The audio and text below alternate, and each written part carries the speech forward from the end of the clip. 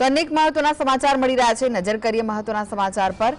નીટની પરીક્ષા ફરી શંકાના દાયરામાં આવી છે। ફરી એકવાર નીટની પરીક્ષાને લઈને સવાલો ઉઠી રહ્યા છે। શંકાના દાયરામાં આવી છે। રાજકોટના એક વિદ્યાર્થીના વાલીએ શિક્ષણ વિભાગ અને નીટ પરીક્ષા વિભાગમાં અરજી કરી છે।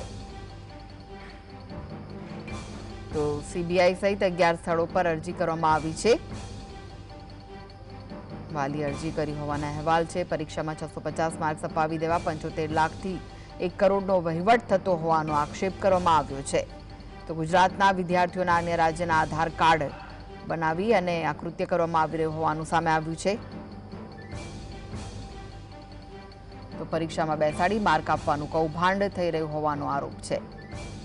ગુજરાતના 8 જેટલા વિદ્યાર્થીઓ શંકાના દાયરામાં હોવાનું સામે આવ્યું છે। રાજકોટના વિદ્યાર્થીના પિતા સાથે અમદાવાદ ખાતે બેઠક પણ કરી હતી। તો અમદાવાદના એક ક્લાસીસ સંચાલકની પણ સંડોવણી હોવાની ચર્ચાએ જોર પકડ્યું છે।